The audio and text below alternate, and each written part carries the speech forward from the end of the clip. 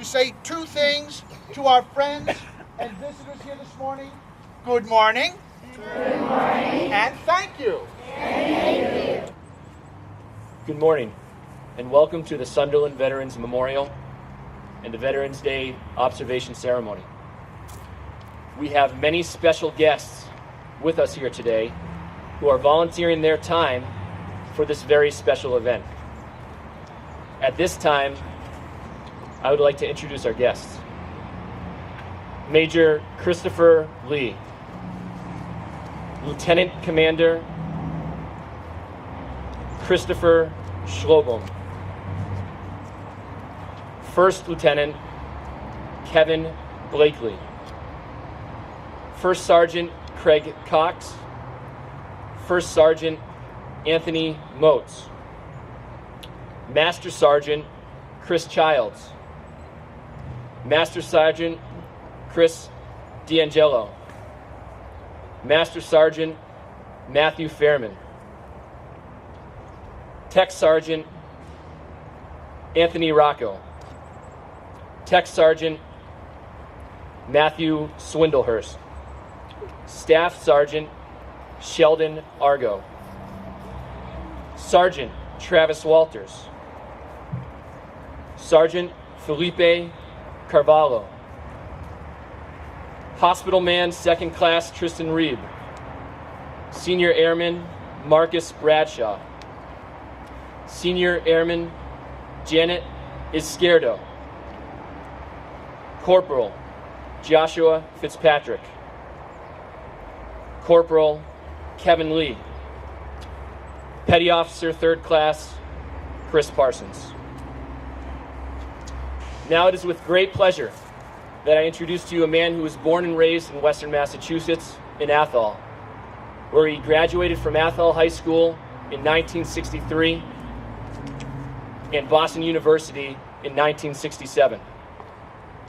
While attending the university, he was a distinguished military graduate of the Army ROTC program and was commissioned a second lieutenant in the Signal Corps in May of 1967.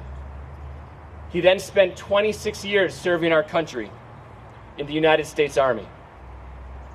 His service awards include the Defense Superior Service Medal, the Legion of Merit with 1 oak leaf cluster, the Bronze Star Medal with 2 oak leaf clusters, the Defense Meritorious Service Medal with 2 oak leaf clusters, the Navy Air Medal, the Army Commendation Medal with 1 oak leaf cluster, and the Navy Commendation Medal. Ladies and gentlemen, boys and girls, retired Colonel Jim Lake.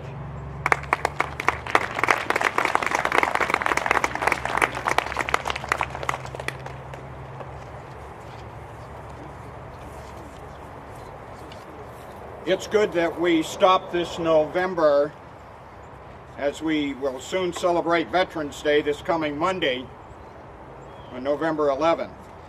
The very beginning of honoring our veterans began after World War I, where there was a great celebration and a holiday was created, and that holiday was called Armistice Day, remembering the end of World War I, which officially ended at 11 a.m. on November 11th, 1918, and many people refer to it, the war that ended on the 11th hour of the 11th day of the 11th month of the year. Now, after World War II, with even more Americans that were serving in the military, a representative from Kansas, his name was Mr. Rees, proposed the day be celebrated as Veterans Day. And Mr. Rees wanted a holiday to honor those who had served in America in all the wars instead of just World War I. And then shortly afterwards, in 1954, the President of the United States, Dwight Eisenhower, signed the bill which officially changed the name of the holiday to Veterans Day. And how appropriate that a patriot like Mr. Merritt would focus on such a day and create a special school day where veterans would be honored. And it only took 2 boys in the 3rd grade to exchange words in a hallway of a school that caused Mr. Merritt to passionately pursue a right understanding of Veterans Day. One boy asked, "What's Veterans Day?" The other responded, "The first day of shopping season." And I can imagine Mr. Merritt saying, "Oh no, that's not it. My dad served as an Air Force pilot. I know what a veteran is." When I was about 8 years old, I remember standing on the sidewalk in my hometown in Athol with my dad and mom as the parade went by. Old Glory, our flag, which you will soon hear about this morning, would proudly be held high, with person after person taking off their hat and putting their right hand over their heart as she passed by, a salute to the grand old flag, a tribute to the symbol of a remarkable freedom and a remarkable country that you and I live in. And I remember my dad saying this to me. He said, "Put your hand over your heart, Jim. Old Glory is coming by." And then I remembered the veterans. I can remember it. I can see it to this day, who were marching in the parade. And some of them were smiling. And some of them were waving at the crowd. And some with tears as they heard the clapping of the people in the crowd. And some who just didn't walk the way they used to. Years taken off their lives, that each one has a story to tell. Boys and girls, I want you to remember a time when you had to save up for something that you really wanted to have. You sacrificed your time and worked hard to get the money to buy that special item which meant so much to you. So it is with the veteran who sacrificed his or her time, working hard to get something that is very, very special to our country and in our country. And that is called freedom. And there's always a price to be paid for freedom. At funerals that I attend where a veteran is laid to rest, the flag drapes the coffin. And I think about the service of these veterans to their countries, the agony of leaving family when duty calls to go to some distant land, to be on a ship at sea, or to fly in some aircraft, some faraway place unknown. And when the ceremonial guardsmen take the flag from the coffin, they fold it carefully and tightly, and the service member presents that flag to the family member, whether it's the wife or the husband or the son or daughter. Under my breath, I say, I thank you to the veteran and to his family member who made that sacrifice on behalf of their beloved veteran. The Korean War ended on July 27th at precisely 10 p.m., 1953, and Operation Big Switch was on. Prisoners of war were to be returned to American hands, just as the Chinese and North Koreans were to be returned to their people in a place called Freedom Village. The Chinese and North Koreans were the first to cross over this, which was called Freedom Bridge, in that village. They were healthy looking and well fed, and some carried signs that said very bad things about the United States, and they were angry and they were bitter. When the remaining Chinese and North Koreans had herded off to their own vehicles, the United Nations prisoners were ushered from the trucks and buses and sent across the bridge to the South Korean side. The United Nations Honor Guard, combat veterans and observers gasped when they saw the condition of their returning comrades, prisoners of war, who struggled and hobbled and staggered toward friendly faces. One after another they came. The next one was in worse condition than the one before. Long lines of dull-eyed soldiers of a forgotten war inched their way to freedom, and out of their number was a gray-faced, thick figure of a boy-turned-old man dragged himself along the bridge. His bony arms were held out like a sleepwalker. He staggered and swayed, and one time fell into the wooden railing. Every eye in that village was suddenly trained on that one figure. Even those on the northern side watched the gallant physical effort of the wasted soldier.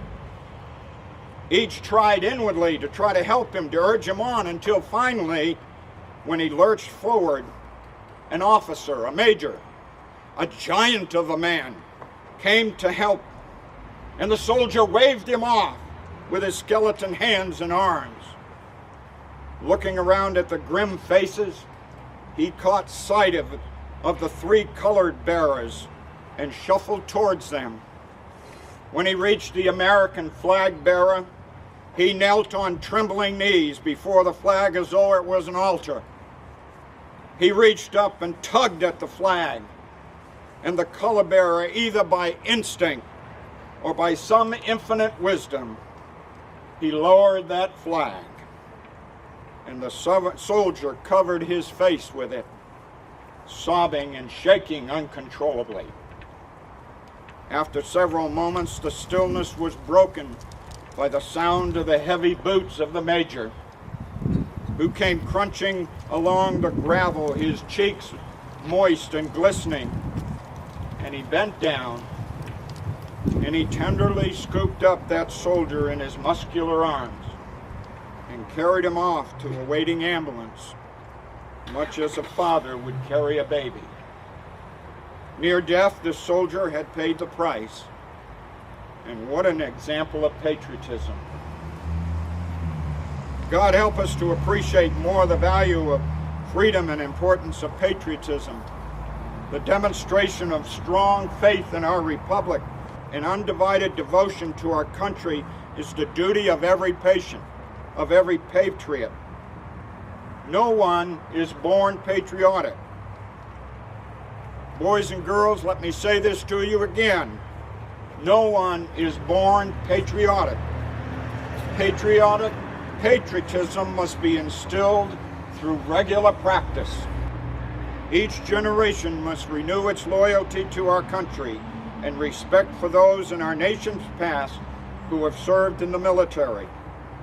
Our national heritage must be preserved with the human heart.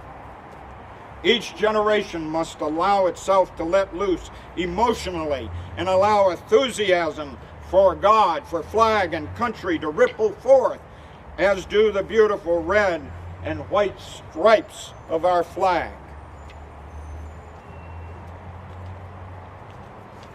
Today, and on next Monday, on the 11th hour of the 11th day of the 11th month, let me ask you to do something, boys and girls. Go find a veteran and say two important words which will mean a lot to them. And those two words are this: thank you. And when you see someone in uniform,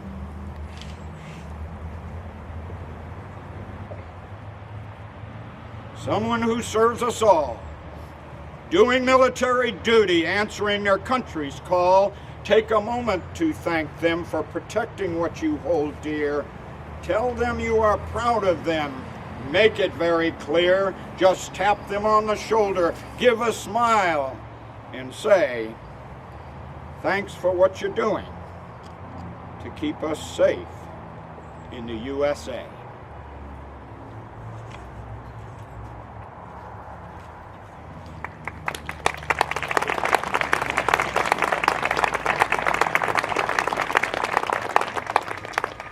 Thank you, Colonel Lake. That was an amazing speech.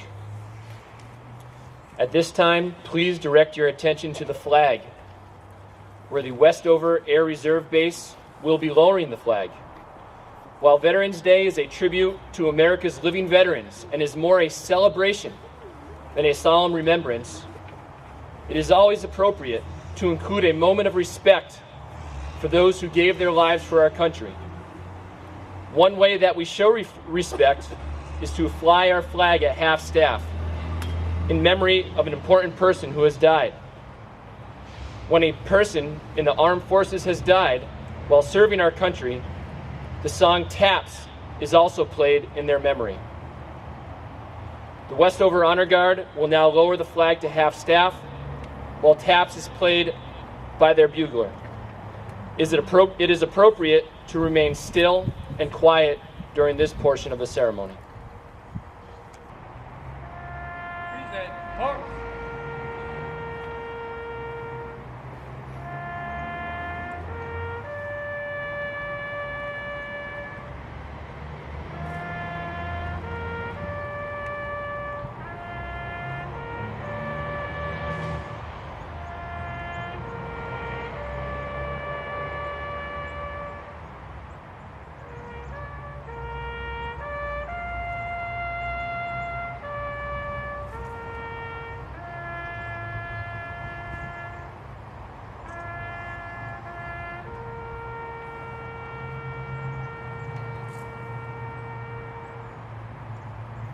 Order, march.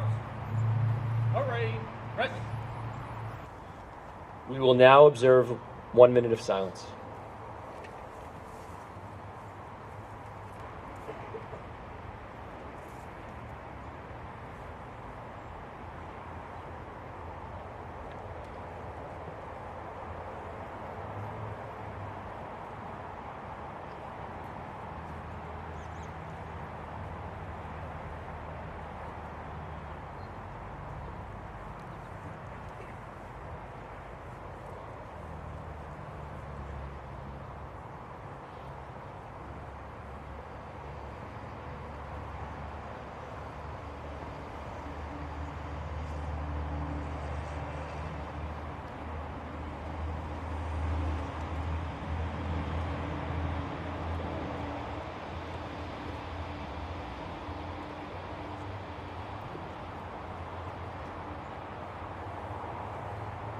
At this time, please direct your attention to Mrs. Wells' first grade class as they recite a poem followed by the song Grand Old Flag, led by Mr. Hines. On Veterans Day, we honor all who answered to a service call. Soldiers young and soldiers old fought for freedom, brave and bold. Some have lived while others died, and all of them deserve our pride. We're proud of all the soldiers who kept thinking of red, white, and blue. They fought for us and all our rights. They fought through many days and nights. And though we may not know each name, we thank all veterans just the same. Your grand old flag is our flying flag, and forever peace which you wave. She's the emblem of the land I love, the home of the free and the brave. Every heart beats true for the red, white, and blue, where there's never a ghost or rat. Should old acquaintance be forgot, keep your eye on the grand old flag.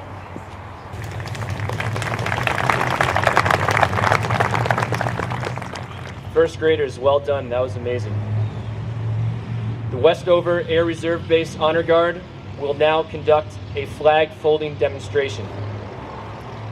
During this demonstration, retired Air Force Lieutenant Colonel Dan Van Dalsen, a Sunderland resident, will read a script explaining the importance of this ceremony. Welcome, Colonel Van Dalsen. Detail, attention, hut, up.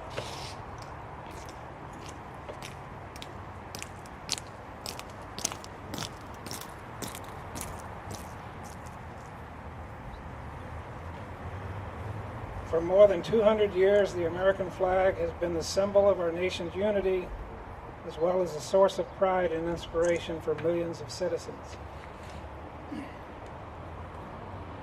Born on June 14, 1777, the Second Continental Congress determined that the flag of the United States shall be 13 stripes, alternating between 7 red and 6 white, and that the Union be 13 stars, white in a blue field representing a new constellation. Between 1777 and 1960, the shape and the design of the flag evolved into the flag presented before you today. The 13 horizontal stripes represent the original 13 colonies, while the stars represent the 50 states of the Union. The colors of the flag are symbolic as well. Red symbolizes hardiness and valor, white signifies purity and innocence, and blue represents vigilance, perseverance, and justice. Traditionally a symbol of liberty, the American flag has carried the message of freedom and inspired Americans both at home and abroad. In 1814, Francis Scott Key was so moved at seeing the Stars and Stripes waving after the British shelling of Baltimore's Fort McHenry that he wrote the words to the Star-Spangled Banner. In 1892, the flag inspired Francis Bellamy to write the Pledge of Allegiance, our most famous flag salute and patriotic oath. In July 1969, the American flag was flown in space while Neil Armstrong planted it on the surface of the moon. Today, our flag flies on constellations of Air Force satellites that circle our globe and on the fin flash of our aircraft in harm's way in every corner of the world. Indeed, it flies in the heart of every soldier, sailor, airman, and Marine who serves our great nation. The sun never sets on the United States military, nor on the flag they so proudly cherish. Since 1776, no generation of Americans has been spared the responsibility of defending freedom. Today's soldiers, sailors, airmen, and Marines remain committed to preserving the freedom that others won for us for generations to come. By displaying the flag and giving it a distinctive fold, we show respect to the flag and express our gratitude to those individuals who fought and who continue to fight for freedom at home and abroad. Since the dawn of the 20th century, United States servicemen and women have proudly flown the flag in every major conflict on lands and skies around the world. It is their responsibility, our responsibility, to continue to protect and preserve the rights, privileges, and freedoms that we as Americans enjoy today. The United States flag represents who we are. It stands for the freedom that we all share and the pride and patriotism we feel for our country. We cherish its legacy as a beacon of hope to one and all. Long may it wave.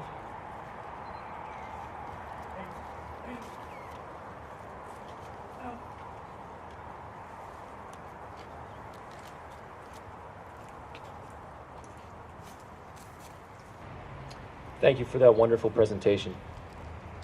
At this time, I would like to introduce Miss Janet Conley, also a Sunderland resident, who will read a letter written to you by her son, who is a major in the United States Army. Her son has served both in the Afghanistan and Iraq wars.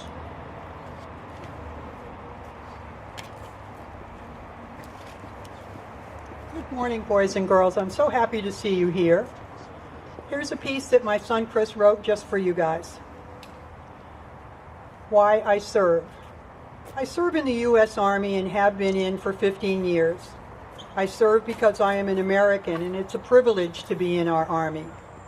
Not everyone gets to do it. I serve because I get to keep the people of our country safe from harm. I also get to protect our freedom and our way of life. I feel proud to wear my uniform and be part of a tradition that started in 1775. I get to be in the same Army as George Washington, Abraham Lincoln, Theodore Roosevelt, and Dwight Eisenhower. I get to be in the same Army that fought the British and won our independence in 1775.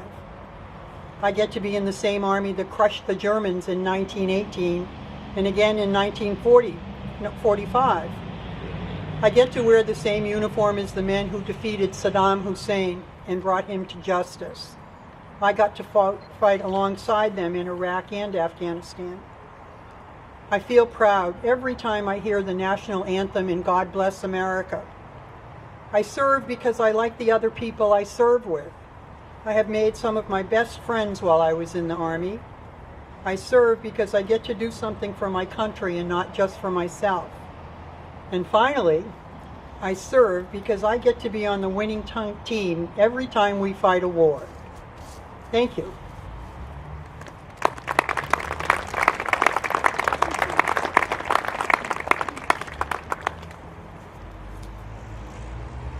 Thank you, Janet. Now Luke Parsons and Petty Officer 3rd Class Chris Parsons, both former students of Sunderland Elementary School, will share a few words.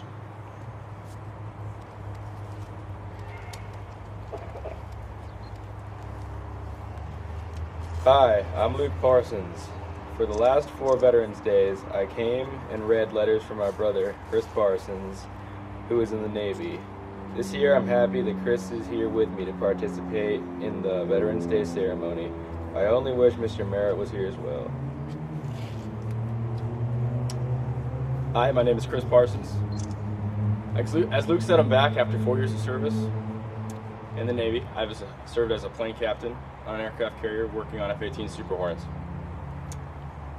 I'm out of the Navy now, but I'm currently attending UMass as a cadet in the U.S. Air Force ROTC program.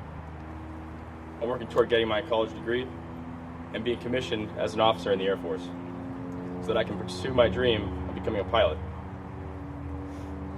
Thank you all for coming today. I know this ceremony meant a lot to Mr. Merritt, and it's great we're continuing this not only to honor veterans, but to honor Mr. Merritt. Thank you.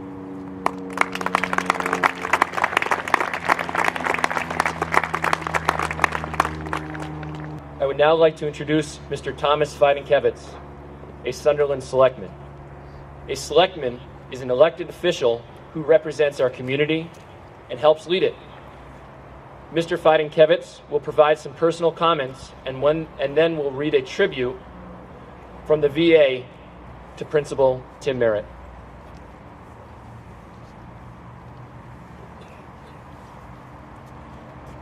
Good morning, Colonel Field,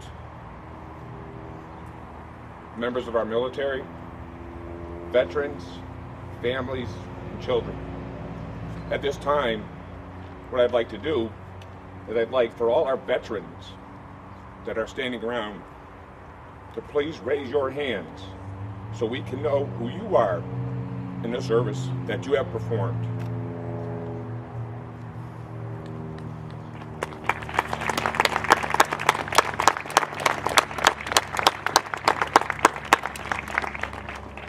Mr. Merritt understood the sacrifices that you had and that you've made for us, and that was very important to him. What was also important to Mr. Merritt was the family of our veterans. Could you please raise your hands, members of the family?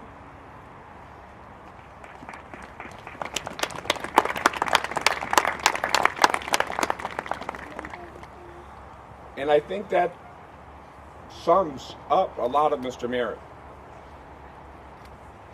And he also understood that a single person can make a significant difference by him or herself.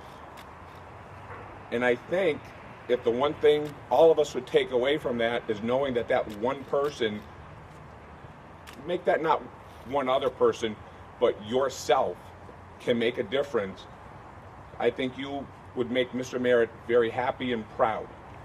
Because I have an award here that I'm about to present, and that started by one person asking a question and doing the right thing. So I would ask all of you to please remember that you can make a difference, just like every single one that you see in uniform around you today and the people that earlier had raised their hands. At this time, I would like Mr. Merritt's sister, Susan Tronke, to please step forward.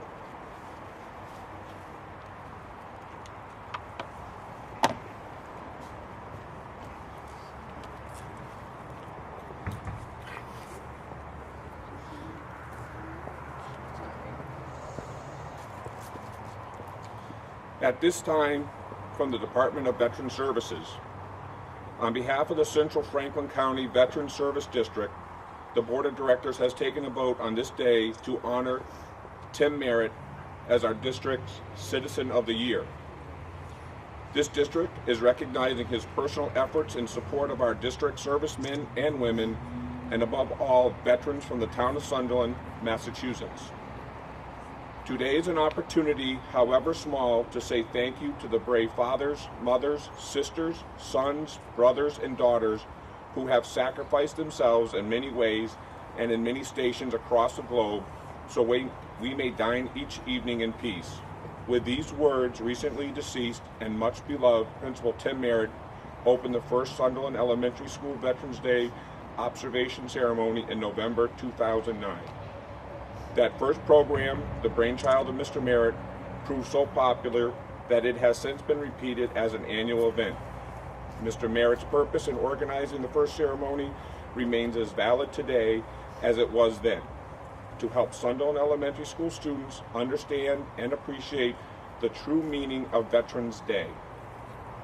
For the first two ceremonies, this son of an Air Force pilot gave greater meaning to students of Veterans Day by telling personal stories about his father's military career and the pride he felt because of his father's service. Mr. Merritt also had teachers and parents read email messages written by Sunderland servicemen and women to the students. These messages described why each had chosen to serve our country, as well as their own pride in military service. Mr. Merritt knew this would provide material that could be shared with elementary school aged children and something that could relate to and understand. Each year, the ceremony has included a flag lowering to half staff while taps are played, a flag folding demonstration, and the singing of patriotic songs by the elementary school choir. In addition, at all ceremonies to date, all U.S. military service departments have been represented by active duty or reserve servicemen and women in uniform. In 2011, the ceremony included a flyby, and in 2012, a flyover by military aircraft. Finally, following the formal ceremony each year, military personnel have accompanied students back to school for classroom question and answer sessions and to have lunch with the children before returning to their important military duties. This annual ceremony was a source of great pride for Mr. Merritt. He would be proud to know that it is his honor that this important program will continue to thrive and be celebrated according to its original format each year in November. And it is signed by Dave Gendron, Leo Parent, and Mark Fitzpatrick. Susan?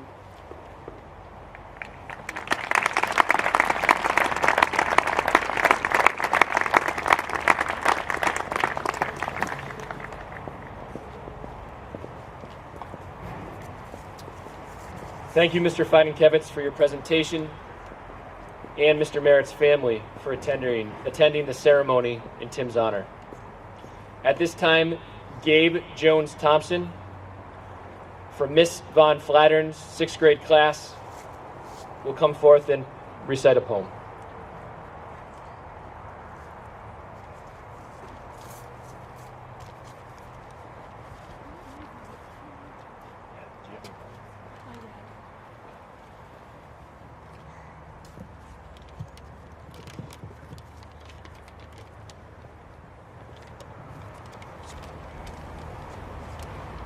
Our flag.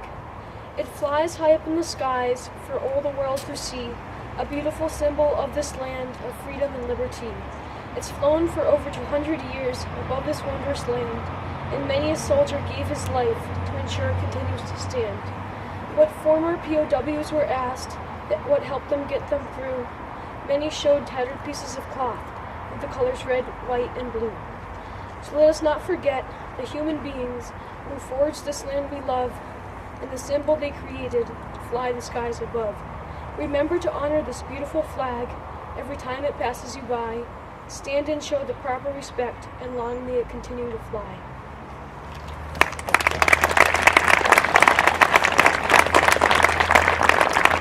Thank you, Gabe. Well done, young man. At this time, Mr. Hines will lead everyone in God Bless America. God bless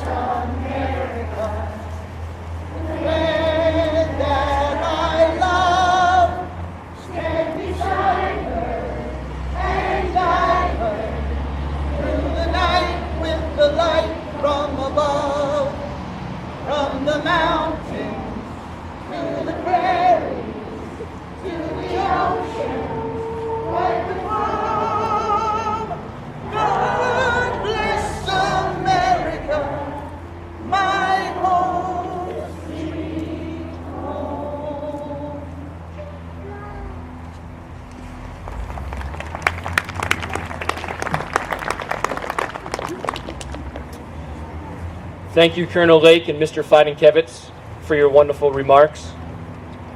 Thank you to the service women and men for all that you do for our country and for attending this event. Thank you, Lieutenant Colonel Van Dalsen, Ms. Conley, and Mr. Hines, for all the time, work, and effort you put into organizing this event. Thank you, community members and our Sunderland Elementary School students for being such a wonderful audience. All of our special guests, you are more than welcome to join us back at the elementary school to visit classrooms, answer questions, and eat lunch with our wonderful students. Boys and girls, please listen to your homeroom teacher as we get ready to head back to the school. Thank you.